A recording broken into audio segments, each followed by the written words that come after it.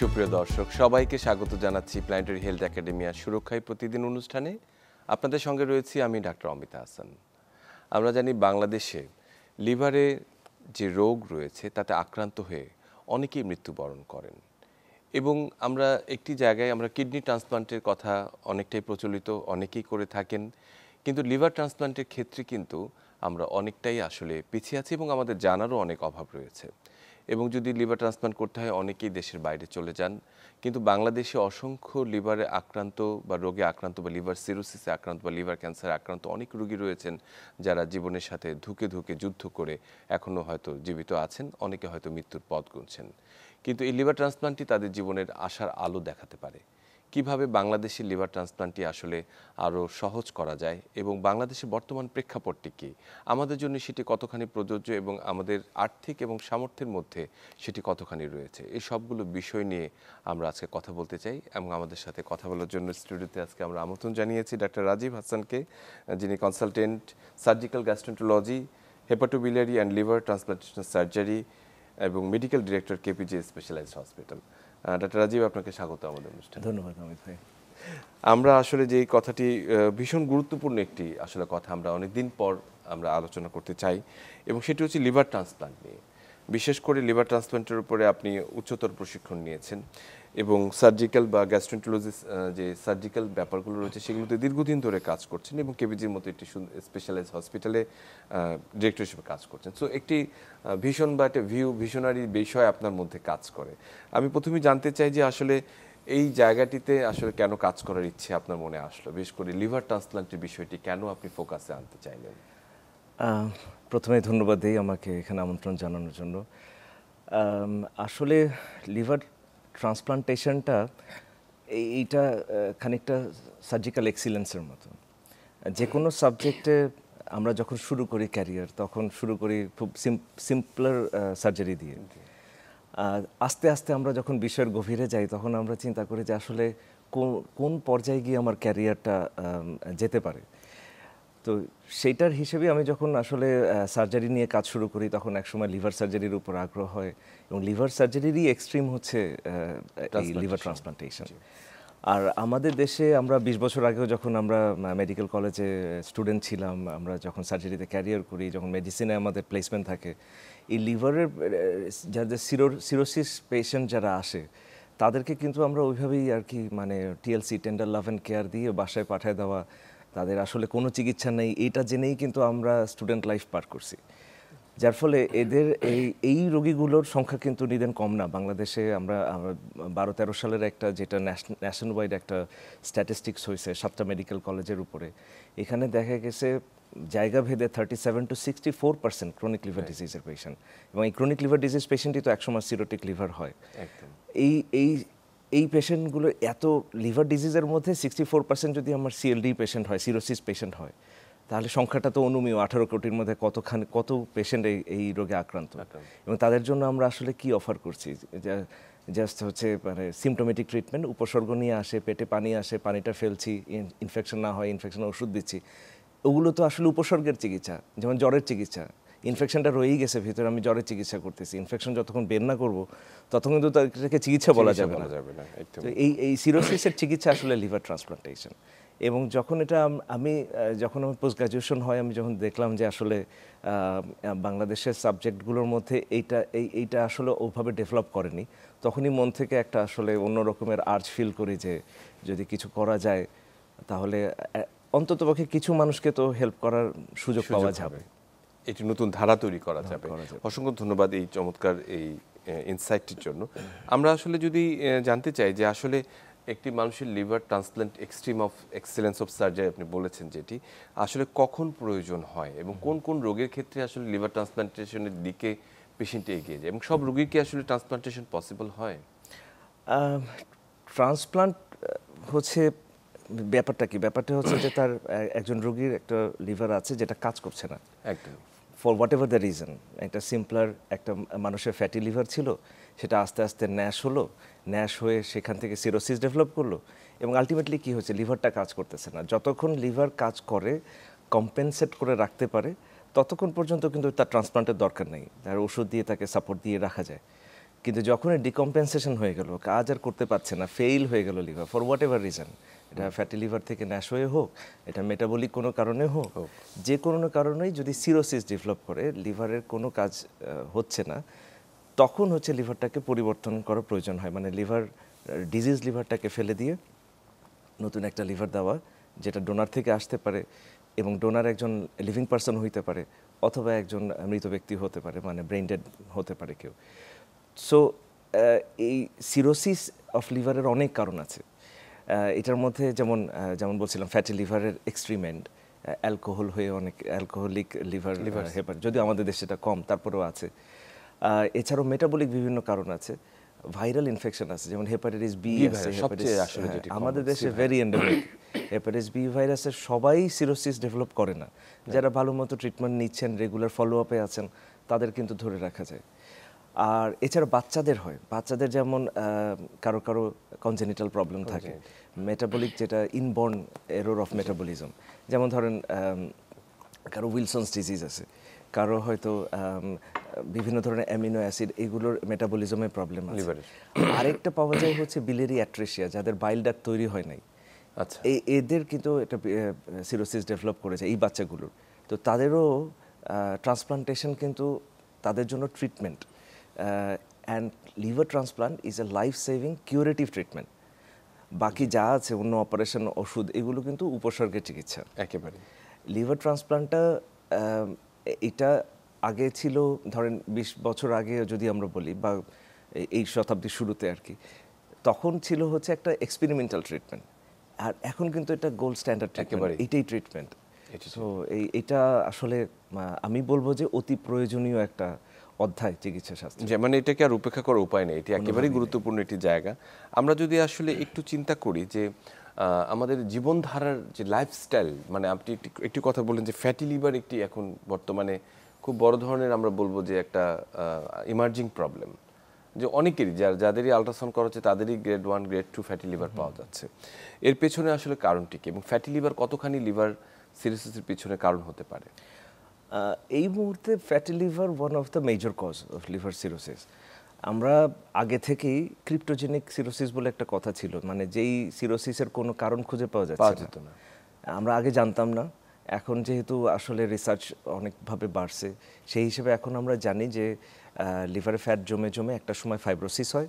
এই ফাইব্রোসিসটাই আসলে যদি প্রোগ্রেস করে, আমরা যদি এটাকে লাইফস্টাইল মডিফিকেশন না করি, আমরা যদি এর যেই ব্যাকগ্রাউন্ড কারণগুলো আছে এগুলো না চেঞ্জ করি, তাহলে আস্তে আস্তে ফাইব্রোসিস হবে, এবং অল অন এ সাডেন আমরা আবিষ্কার করবো যে সিরোসিস হয়ে গেছে, অ্যান্ড দেন এটা ডিকম্পেনসেশন হয়ে যায়। Fatty liver is a major cause, is an endemic, আমি বলবো প্যান্ডেমিক, সারা দুনিয়াতেই সমস্যা আসলে। এবং এটা লাইফস্টাইল চেঞ্জ ছাড়া, খাবার কন্ট্রোল ছাড়া, এবং হচ্ছে এক্সারসাইজ ছাড়া, there is no other way, মানে দ্যার ইজ নো শর্টকাটস। এখন অনেক অনেক ওষুধপত্র আসছে, ধরেন যার গ্রেড 2 গ্রেড 3 হয়ে গেছে, মানে গ্রেড 1 পর্যন্ত you can control, grade 2 of course you have to control your medications, কিন্তু যখন গ্রেড 3 4 হয়ে যাচ্ছে তখন কিন্তু আপনাকে একটা ইন্টারভেনশন লাগে, তখনই ওষুধপত্রগুলো লাগে।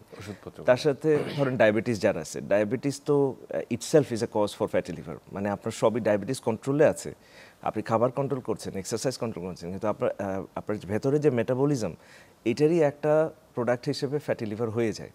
সুতরাং এই সব জায়গায় আসলে মেডিকেশন লাগে, এবং ভালো ভালো মেডিকেশন আসছে এখন। বাট আপনার যেটা প্রয়োজন সেটা হচ্ছে সচেতনতা, যে আমি ডক্টরের কাছে যাব, আমার গ্রেডিংটা করব, এবং তার পরামর্শ ফলো করব, ডায়াবেটিস কন্ট্রোল করব, ফ্যাটি লিভারের ওষুধও খেতে হবে। এইটা আসলে নির্ভর করবে সচেতনতার উপরে। একেবারেই। আমরা যদি আসলে আমরা সাধারণ যদি বলতে চাই যে আমার লিভারটি ভালো আছে কিনা, এটি বুঝবো কি করে, অথবা আসলে কি কি লক্ষণ দেখা দিলে আমাদের আসলে ডাক্তারের কাছে যাওয়া উচিত? আচ্ছা, প্রথমত হচ্ছে তো একটা হেলথ চেক আপ আসলে সবারই করা উচিত, যদিও কোনো এজে কিন্তু ইমিউন না। যাদের ডায়াবেটিস আছে তারা তো রেগুলার পরীক্ষা করবেনই, সিম্পল একটা আলট্রাসোনোগ্রাম কিন্তু আপনাকে অনেক ইনফরমেশন দিতে পারে। সুতরাং ডায়াবেটিক যাদের আছে তাদের রেগুলার ফলো আপ, যেই প্রোটোকল আছে এটা ফলো করলেই হবে। অন্যান্য যারা আছে, মানে ধরেন হচ্ছে ইয়াং এজের যারা ওবেজ, তাদের অবশ্যই লিভারের ফ্যাট আছে কিনা দেখা দরকার। আর after 40 everyone should go for a health check up, এইটা কার কখন কি হবে বলা বড় মুশকিল, বাট একটা regular check up, annual health check up আপনাকে একটা ইনফরমেশন দিতে পারে। লিভারের জন্য একটা লিভার ফাংশন টেস্ট আর একটা আলট্রাসোনোগ্রাম, এটা একেবারে সিম্পলার টেস্ট, এই দুইটা করলে আপনি লিভারের ম্যাক্সিমাম ইনফরমেশন জানা যায়। আচ্ছা, এবং লিভার তো আসলে ভীষণ গুরুত্বপূর্ণ, কারণ আসলে অনেকেই হয়তো জানেও না যে আসলে লিভার আমাদের জন্য কত কিছু করে থাকে মূলত। যদি আমরা মোটা দাগে শুনতে চাই যে আসলে মূল কাজগুলো কি করে থাকে লিভারের কাজগুলো। আমাদের শরীরের লিভার একটাই, এবং এইটাই আমাদের শরীরের কারখানা বলা যায়। যা কিছু খাই আমরা, ওষুধ হোক, খাবার হোক, এবং যত ধরনের ইনপুট আছে আমাদের গ্যাস্ট্রোইন্টেস্টাইনাল সিস্টেমতে, পরিপাকতন্ত্র থেকে, সবই আসলে লিভার দিয়ে পাস করে, এবং লিভার এগুলোকে মডিফাই করে শরীরের উপযোগী করে। যে খাবারই খাই সেই খাবারই যখন লিভারের মেটাবলিজম হতে হয় না, তখনই ওটা ওয়েস্ট প্রোডাক্ট হয়ে যায়। সুতরাং শরীরে যদি কাজে লাগতে হয়, লিভারের মেটাবলিজম হতেই হবে। আর লিভারের মেটাবলিজম ছাড়া কোনো কিছুই আসলে শরীরে ব্যবহারযোগ্য হয় না, যার ফলে লিভার যার কাজ করছে না, তার এই সব ওয়েস্ট প্রোডাক্ট জমে যায় বলেই তার কিন্তু যত রকমের সমস্যা হচ্ছে। তাছাড়াও আমাদের শরীরে যত প্রোটিন, এটা লিভার থেকে তৈরি হয়। ইভেন একটা ওষুধ যে কাজ করবে শরীরে, তাকে যে বয়ে নিয়ে যাবে, অ্যালবুমিন, সেটাও লিভারেই তৈরি হচ্ছে। সুতরাং আমি যে ওষুধ খাচ্ছি, আমার লিভার কাজ না করলে ওটাও কিন্তু মানে পুরোপুরি কাজটা আমরা পাবো না। সুতরাং এটা এক কথায় এটা শরীরের কারখানা, বিপাকীয় কারখানা যাকে বলা যায়, ভীষণ গুরুত্বপূর্ণ।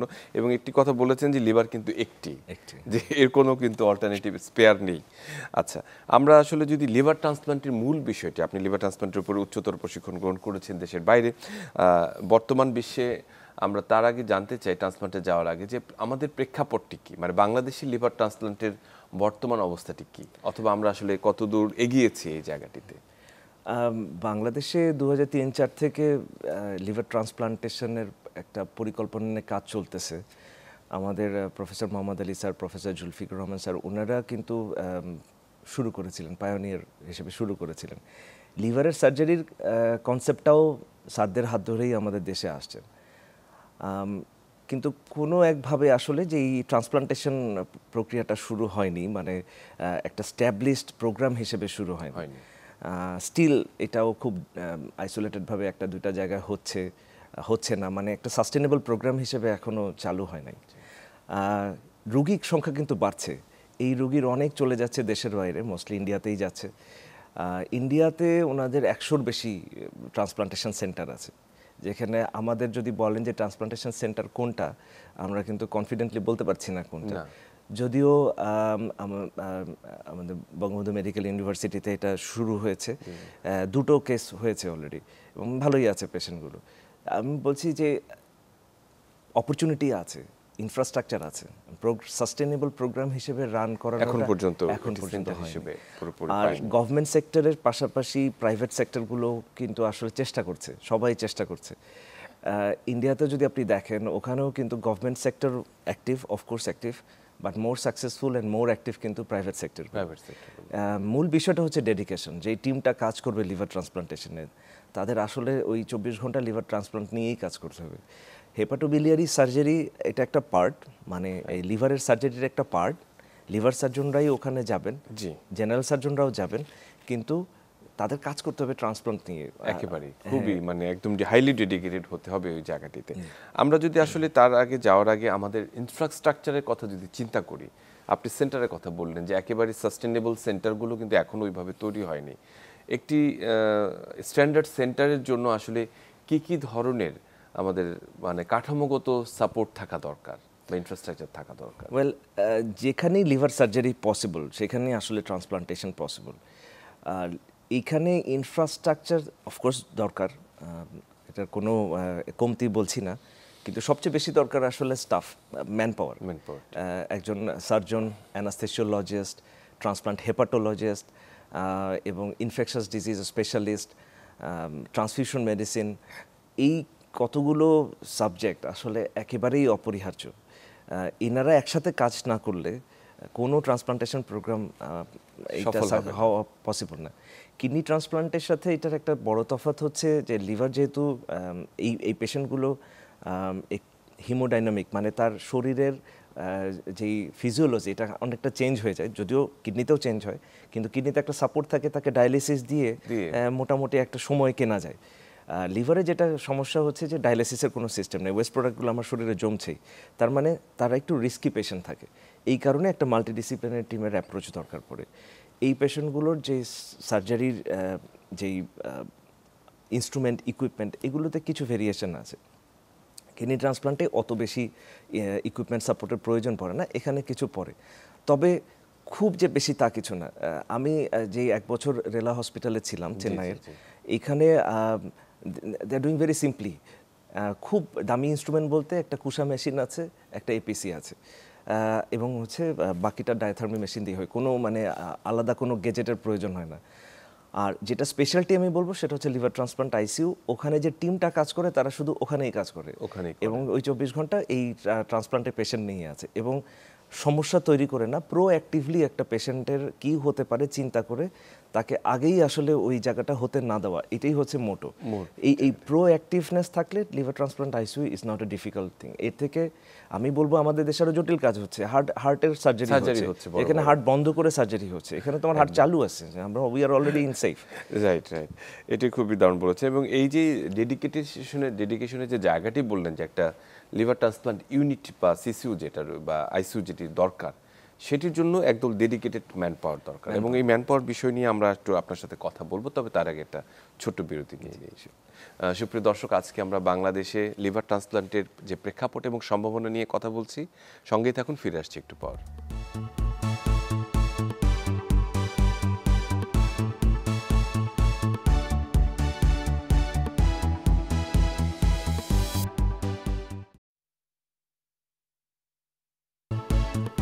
সুপ্রিয় দর্শক, সবাইকে আরেকবার স্বাগত জানাচ্ছি সুরক্ষায় প্রতিদিন অনুষ্ঠানে। আপনাদের সঙ্গে রয়েছি আমি ডাক্তার অমিতা হাসান। আজকে ডাক্তার রাজীব হাসান, যিনি একজন সম্ভাবনাময় লিভার ট্রান্সপ্লান্ট সার্জন, আমাদের লিভার ট্রান্সপ্লান্টের উপরে বেশ কিছু গুরুত্বপূর্ণ তথ্য দিচ্ছেন, এবং বাংলাদেশের সম্ভাবনার জায়গাটি আসলে কতখানি খোলা যায় সে বিষয়ে আমরা কথা বলছি।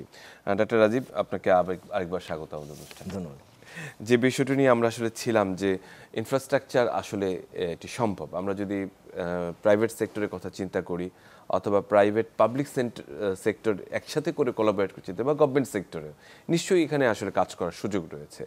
আমরা একটু জানতে চাই যে আসলে সব কিছুই স্ট্রাকচার থাকলো, সাপোর্ট থাকলো, কিন্তু ম্যান পাওয়ার বা দক্ষ জনশক্তি একটি গুরুত্বপূর্ণ বিষয়, যে টিম ওয়ার্কের কথা আপনি বললেন, এখানে যাদের প্রয়োজন, এই দক্ষ জনশক্তি আসলে আমরা কিভাবে তৈরি করতে পারি? জি, একটু ইনফ্রাস্ট্রাকচার থেকে আসি। হ্যাঁ, এটা শুরু করেন। আমাদের একটা ধারণা, যেটা ওভারঅল যেটা ধারণা, সেটা হচ্ছে যে লিভার ট্রান্সপ্লান্টের ইনফ্রাস্ট্রাকচারে অনেক অনেক কিছু লাগে। That is true. যদি আমরা একেবারে নতুন করে তৈরি করতে চাই, অবশ্যই অন্য কিছু লাগে, কিন্তু আমাদের একটা স্ট্যাবলিশড হসপিটাল, যেখানে একটা আইসিইউ আছে, যেখানে একটা লিভার সার্জারি হচ্ছে, যেখানে লেটস সে কার্ডিয়াক সার্জারি হচ্ছে, এই ধরনের একটা প্রতিষ্ঠানের জন্য ইনফ্রাস্ট্রাকচার তো আছেই। শুধু আমাদেরকে প্রিন্সিপালসটা এস্টাবলিশ করা, যে ট্রান্সপ্লান্টের রোগীর অপারেশনে কী লাগে, অপারেশনের পরে কী লাগে, এবং এই দুটো যাওয়ার আগে কী সাপোর্ট লাগে, এতটুকুনো যদি আমরা নির্ধারণ করতে পারি, যে কোনো হাসপাতালেই আসলে এটা সম্ভব। এবং এরকম হাসপাতালের সংখ্যা বাংলাদেশে যথেষ্ট পরিমাণে আছে। সেটা গভর্নমেন্ট সেক্টরেও আছে এবং সেটা প্রাইভেট সেক্টরেও আছে। হেলথ কেয়ারটা আসলে ইট গোজ বাই প্রিন্সিপালস। যেই জীবাণুমুক্ত একটা পরিবেশ দরকার, এই জীবাণুমুক্ত পরিবেশের জন্য আমি একটা টাইলড অপারেশন থিয়েটারও বানাতে পারি, আমি একটা মোজাইক করো অপারেশন থিয়েটার বানাইতে পারি, আবার আমি অ্যাপক্সি দেওয়া অপারেশন থিয়েটারও বানাইতে পারি, কিন্তু আলটিমেট টার্গেটটা কি? টু ফলো দ্য প্রিন্সিপাল, যেটা জীবাণুমুক্ত হইতে হবে। সুতরাং এই প্রিন্সিপাল যদি আমরা ধরে রাখতে পারি, যে একটা লিভার ট্রান্সপ্লান্টের জন্য অপারেশন থিয়েটারটা কেমন হওয়া উচিত, তারপরে রোগী কোথায় যাওয়া উচিত, এইটা যদি আমরা প্রিন্সিপালগুলো প্রতি স্টেপে মেনটেন করতে পারি, এটা যে কোনো হাসপাতালেই সম্ভব। আমি একটা উদাহরণ দিই। আমি যে রেলা হসপিটালে ছিলাম, রেলা হসপিটাল একটা জেসিআই অ্যাক্রিডেটেড হসপিটাল। তার মানে হচ্ছে এটা একটা বলে যে ইন্টারন্যাশনাল স্ট্যান্ডার্ড এবং সুপ্রিম ইন্টারন্যাশনাল স্ট্যান্ডার্ডের হসপিটাল। এইখানে সুবিধা হচ্ছে যে অনেক বাল্ক তারা নিতে পারে, অনেক অপারেশন করেন, যেমন একদিনে 2-3টা পর্যন্ত আমাদের ওখানে ট্রান্সপ্লান্ট হতো আমি যখন ছিলাম। এবং লিভার ট্রান্সপ্লান্ট আইসিইউতে দেখা যেত একসাথে 16টা পেশেন্ট ভর্তি আছে, ওয়ার্ডে দেখা যায় যে 40+ পেশেন্ট ভর্তি আছে। So it's a high volume centre. কিন্তু যদি এটা একটু লো ভলিউম হয়, তাহলে এত কিছু জেসি অ্যাক্রিডিটেশনের দরকার নেই। যেমন আমরা যখন আউটরিচ সেন্টারে যাইতাম লিভার রেলা থেকে 200 কিলোমিটার দূরে, যখন মাদুরাইতে যাইতাম, এই মাদুরাই হাসপাতালে it's just like a Qutub Minar, মানে একটা সোজাসাপটা একটা হাসপাতালের মতো, কিন্তু প্রিন্সিপালটা ঠিক রাখা হতো। যখন আইসিইউতে একজন ট্রান্সপ্লান্টের পেশেন্ট যেত তখন শুধু ওই পেশেন্টটাই থাকতো, এবং ওটা জীবাণুমুক্ত করা এবং পরবর্তীতে ওকে যে ইন্টেন্সিভ কেয়ার দেওয়া, এই জিনিসগুলো প্রিন্সিপালটা ফলো করা হতো। ওটা কিন্তু কোনোভাবেই ধারের কাছেও না রেলা হাসপাতালের, কিন্তু ওখানে ভলিউম কম দেখে সম্ভব। তো সুতরাং আমরা যদি চিন্তা করি আমরা হাই ভলিউম সেন্টার বানাবো, অফকোর্স দ্যাট ইজ পসিবল, কিন্তু আমরা তো শুরু করতে হবে কোথাও। হাই ভলিউম সেন্টারের অনেক কস্টলি ইনফ্রাস্ট্রাকচার শুরু করার আগে কোথাও না কোথাও স্টার্ট তো করতে হবে। তো সেই হিসেবে প্রিন্সিপাল রেখে যে কোনো জায়গায় ট্রান্সপ্লান্ট করা সম্ভব, শুরু করা সম্ভব। প্রফেসর রেলা সম্পর্কে যদি একটু বলি, উনি হচ্ছেন একেবারে শুরুর দিকে কিংস কলেজে যখন আসলে ট্রান্সপ্লান্টের প্রোগ্রাম শুরু হয়, was one of the member in the first team. উনি গিনিজ রেকর্ড হোল্ডার, মানে 5 দিনের বাচ্চার উনি ট্রান্সপ্লান্ট করছেন ইউনাইটেড কিংডমে কিংস কলেজে। তো উনি আসলে 2004-এর দিকে চলে আসেন, 2009-এর দিকে চলে আসেন ইন্ডিয়াতে এসে গ্লোবাল হসপিটালে শুরু করেন, এবং তারপরে উনি নিজের হাসপাতাল দেন। এই পর্যন্ত উনি 6000+ লিভার ট্রান্সপ্লান্টেশন করেছেন, উনার পার্সোনাল এক্সপিরিয়েন্স 6000+ লিভার ট্রান্সপ্লান্ট। তো আমার সুযোগ হয়েছে স্যারের সাথে কাজ করার, এবং স্যারকে আমি নিয়ে এসেছিলাম আমাদের হাসপাতাল দেখার জন্য। এবং আমাদের হাসপাতালটা রেলা হাসপাতালের মতো ধরেন জেসি অ্যাক্রিডেটেড না, অনেক ফাইনেস্ট স্ট্রাকচার হয়তো নাই, কিন্তু কথা হচ্ছে স্যার যেটা বলেছেন this is good enough, you have more than what is required, more than what is required. Okay, সুতরাং আমি যেটা বলতে চাচ্ছি, যারা এক্সপার্ট তারা কিন্তু বলছেন যে আসলে ওকে এরকম হাসপাতালেই সম্ভব। স্যার আমাদের বিএসএমইউ হসপিটালেও এসেছিলেন, এটাও এখানেও উনি কিন্তু দেখেছেন super speciality hospital is a very beautiful structure. So infrastructure is a matter, but it's not the soul matter. যেই ইনফ্রাস্ট্রাকচার আমাদের দেশে আছে খুবই সম্ভব। এখন দরকার হচ্ছে ম্যান পাওয়ার। যারা অ্যানাস্থেশিয়া দিচ্ছে, যারা সার্জারি করছে, তারা কিন্তু অলরেডি একটা মার্কে আছেন। এখন শুধু যেটা দরকার হচ্ছে ডেডিকেশন, যে আমরা ট্রান্সপ্লান্ট করব এবং ট্রান্সপ্লান্ট রিলেটেড টেকনোলজিটাকে অ্যাডাপ্ট করা, যেটা তারা কিন্তু অনেকেই জানেন, কিন্তু এটা ইমপ্লিমেন্ট করা, ওই ডেডিকেশন। একটা ট্রান্সপ্লান্ট সার্জারিতে অলমোস্ট প্রায় 12 আওয়ার্স লাগে, ডোনার এবং রেসিপিয়েন্ট মিলে। একটা ট্রান্সপ্লান্ট সার্জারিতে 4 জন সার্জন লাগে। এই সার্জনরা একসাথে হওয়া, এবং transplant hepatologist or it may be gastroenterologist, তারা যে এই রুগীটাকে প্রিপেয়ার করে ট্রান্সপ্লান্ট পর্যন্ত নিয়ে আসবে, তাদের ডেডিকেশনটা, এবং ট্রান্সপ্লান্ট হয়ে যাওয়ার পরে এই যে আইসিইউতে যারা ক্রিটিক্যাল কেয়ার মেডিসিন, তারা ওরিয়েন্ট হওয়া, মানে অন্য একটা কার্ডিয়াক আইসিইউ, একটা কিডনি আইসিইউ থেকে এটা লিভারের ক্ষেত্রে একটু ডিফারেন্ট, তাহলে ওই জায়গাটাকে অ্যাডাপ্ট করা। এবং এই রোগীগুলো যে ইনফেকশন হচ্ছে না, কারণ এই ট্রান্সপ্লান্টের পরে ইমিউন সাপ্রেশন থাকে, তাদের অনেক ধরনের ওষুধ চলে, এই ওষুধগুলোকে অ্যাডজাস্ট করা, এবং তাদের ইনফেকশন হচ্ছে কিনা, কারণ infection will be one of the killer of this patient.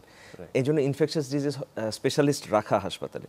এবং লিভার ট্রান্সপ্লান্টের সময় পেশেন্টের অনেক সময় ট্রান্সফিউশন লাগে, বিভিন্ন ধরনের ট্রান্সপ্লান্ট, রেড ব্লাড সেল লাগে, এফএফপি লাগে, এই জিনিসগুলো ট্রান্সফিউশন মেডিসিন ওনারা এটাকে হ্যান্ডেল করে। এই কতগুলো ডিসিপ্লিন যদি একসাথে হতে পারে, এটা আসলে it's not a rocket science, right. কিন্তু এটা সম্ভব, কিন্তু হচ্ছে যে এই কোঅর্ডিনেশনটা দরকার, সমন্বয়টি দরকার সবাইকে মিলে, এবং একটি বিষয়ে তাদের ওরিয়েন্টেশন এবং ডেডিকেশনটি দরকার। আমার যেটা মনে হয় এখানে একটা অ্যাডমিনিস্ট্রেটিভ সাপোর্ট দরকার, যে কারণে আমাদের হাসপাতালে আমরা কিন্তু এই অ্যাডমিনিস্ট্রেটিভ সাপোর্ট দিয়ে এই মেম্বারগুলো তৈরি করার চেষ্টা করছেন। আচ্ছা, তা আমরা এই আপনাদের কেপিজি হসপিটালে ট্রান্সপ্লান্টের কি চিন্তা ভাবনাটি কি, মানে হোয়াট আমরা আসলে ফিউচার প্ল্যান? আমরা আসলে রেলা হসপিটালের সাথে আমরা we are tied, specially the expert and technology ট্রান্সফারের জন্য। তো আমরা 7 জন স্টাফ অলরেডি আমাদের বিভিন্ন লেভেলের, আমি অ্যাজ এ সার্জন, আমাদের আরেকজন সার্জন, আমরা অলরেডি ট্রেনিং নিয়েছি ওখান থেকে। আমি 1 বছরের ট্রেনিং ওখানে ছিলাম রেলা হসপিটালে 1 বছর আমি ফেলো হিসেবে কাজ করেছি, ফেলোশিপ নিয়েই ফিরে এসেছি। আর এছাড়া আমার অ্যানাস্থেসিওলজিস্ট, আমার ইনফেকশাস ডিজিজ স্পেশালিস্ট এবং আমার আইসিইউ এবং হচ্ছে ওয়ার্ডের যে নার্স, ওদের সবারই ট্রেনিং হয়েছে। আমরা অ্যাপ্লাই করেছি, এখন অপেক্ষা করছি সরকারের তরফ থেকে আমাদেরকে যদি পারমিশন দেয়, কারণ বাংলাদেশের অর্গান ট্রান্সপ্লান্ট অ্যাক্ট অনুযায়ী যে কোনো সেন্টারকে অ্যাপ্রুভাল পেতে হবে। সেই অ্যাপ্রুভালের জন্য আমরা অ্যাপ্লাই করেছি, আমরা অপেক্ষা করছি সরকারের পক্ষ থেকে যদি আমাদের অনুমতি দেয়, আমরা I think we can start by 1 month. আচ্ছা, এটা তো খুবই দারুণ একটা সম্ভাবনার দুয়ার আমি মনে করি উন্মুক্ত হতে চাচ্ছে।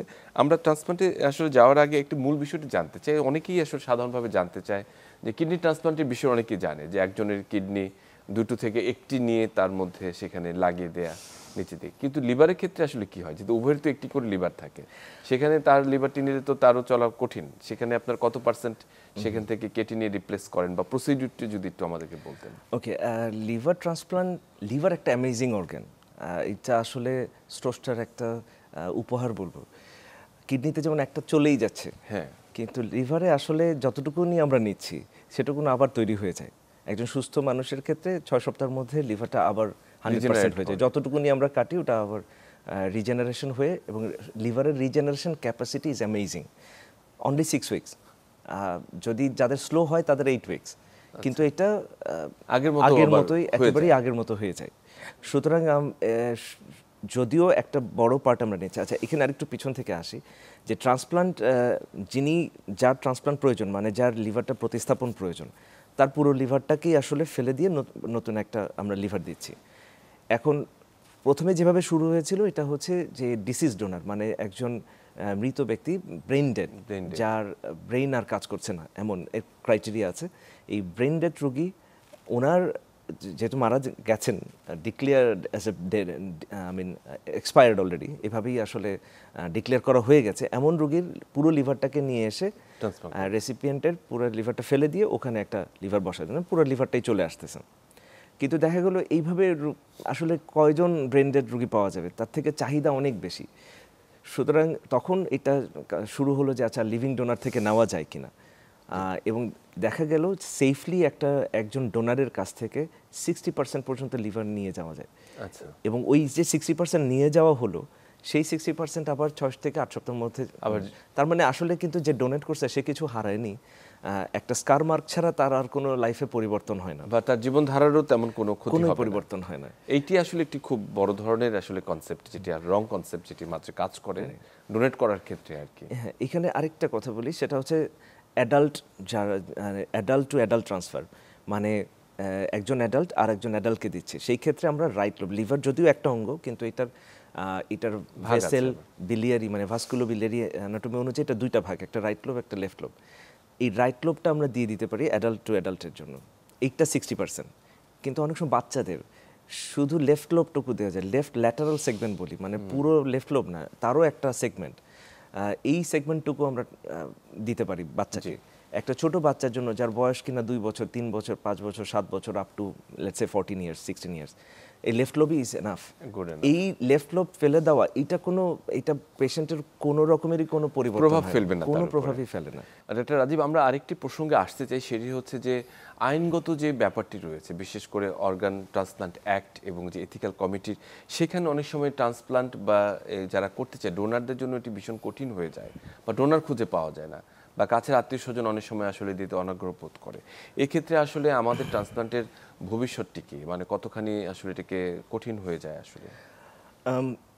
আমাদের যে ট্রান্সপ্লান্ট অ্যাক্ট আছে, ইটস কোয়াইট ওকে।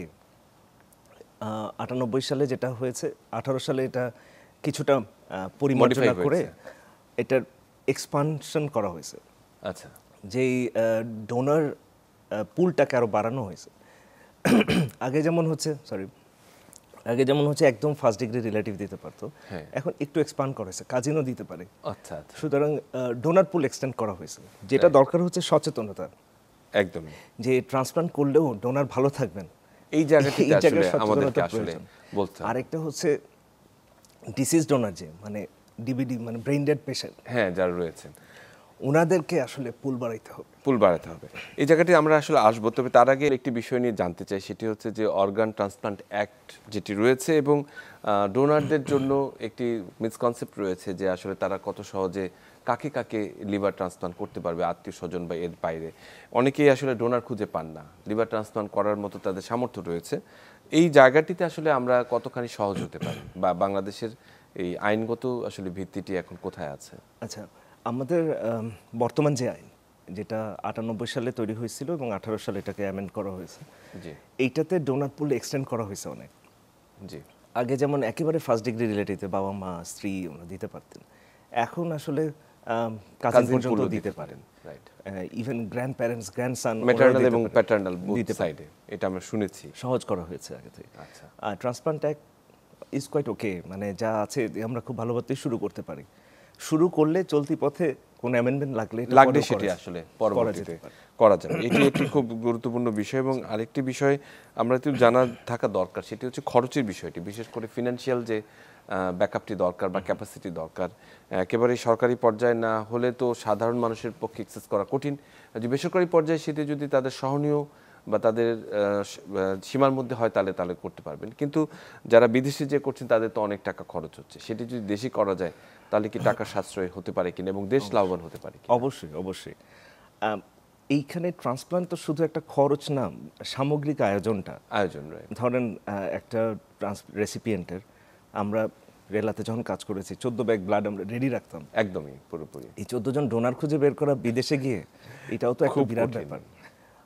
এই কারণে যে কোনোভাবেই বিদেশের থেকে খরচ তো অবশ্যই কম হবে, অবশ্যই। এবং তার যে মানসিক সাপোর্ট এবং দেশের যেই এনভায়রনমেন্ট, পারিপার্শ্বিক যে থাকার সাপোর্ট, যে জায়গাটি, এইটার সাথে আসলে অন্য কিছুর আসলে তুলনা হয় না। একেবারেই যথার্থ বলেছেন। আমরা আশা করছি যে নিশ্চয়ই বাংলাদেশে এই ট্রান্সপ্লান্টের, লিভার ট্রান্সপ্লান্টের বিষয়টি আরও গভীরভাবে বিবেচিত হবে। বর্তমান সংস্কারের সময় চলছে, নিশ্চয়ই এই কমিশন রয়েছেন, তারা এই বিষয়টিকে আরও ভীষণভাবে গুরুত্ব দেবেন এবং সরকারি এবং বেসরকারি উভয় পর্যায়ে ট্রান্সপ্লান্টের বিষয়টি আরও গুরুত্ব সহকারে বিবেচিত হবে। আপনাকে অসংখ্য ধন্যবাদ আমাদের সঙ্গে যুক্ত থাকার জন্য এবং লিভার ট্রান্সপ্লান্টের উপরে আপনার যে ভিশনটি রয়েছে, এবং আমরা প্রত্যাশা করি সে আপনার যে স্বপ্নটি রয়েছে সেটি অচিরেই বাস্তবায়িত হোক। আপনাকে অসংখ্য ধন্যবাদ। সুপ্রিয় দর্শক, আজকে আমরা লিভার ট্রান্সপ্লান্ট নিয়ে, বিশেষ করে বাংলাদেশে এর প্রেক্ষাপটটি নিয়ে আমরা বেশ কিছু গুরুত্বপূর্ণ তথ্য পেলাম। একটি গুরুত্বপূর্ণ তথ্য হচ্ছে এই যে লিভার আসলে আমাদের একটি, এবং এটি সংরক্ষণ খুব জরুরি এবং বিপাকীয় কার্যে এর কোনো বিকল্প নেই। একই সঙ্গে যারা আসলে সিরোটিক, যারা লিভার সিরোসিসে ভুগছেন বা লিভার এন্ড স্টেজ লিভার ডিজিজে ভুগছেন, তাদের জন্য ট্রান্সপ্লান্ট কিন্তু এখন একটি ট্রিটমেন্ট, গোল্ড স্ট্যান্ডার্ড ট্রিটমেন্ট। কাজে এটি কিন্তু আর কোনো পরীক্ষা নয় বা কোনো ধরনের কোনো অবজারভেশন নয়। একই সঙ্গে এটি গুরুত্বপূর্ণ, যারা ডোনার যারা রয়েছেন তারা অনেকেই ভাবেন যে আমার নিজের লিভারটি যদি অংশ আমি দিয়ে দিই তাহলে আমি ক্ষতিগ্রস্ত হব কিনা। এটি ভীষণ স্পষ্টভাবে প্রমাণিত যে তার লিভারটি 6 থেকে 8 সপ্তাহের মধ্যে পুনরায় আগের অবস্থায় ফিরে যাবে এবং তার কোনো ক্ষতি হবে না বা তার শারীরিক কোনো প্রভাব পড়বে না। কাজেই এই লিভার ট্রান্সপ্লান্টের বিষয়টি দিয়ে আমরা যদি প্রতিষ্ঠিত করতে পারি, তাহলে অসংখ্য লিভারে আক্রান্ত রোগীদের জীবন রক্ষা পেতে পারে, তারা নতুন জীবনের স্বপ্ন দেখতে পারে। আমরা প্রত্যাশা করি নতুন বাংলাদেশে লিভার ট্রান্সপ্লান্টটি আরও সুন্দরভাবে প্রতিষ্ঠিত হোক। সবাই ভালো থাকবেন, সুস্থ থাকবেন।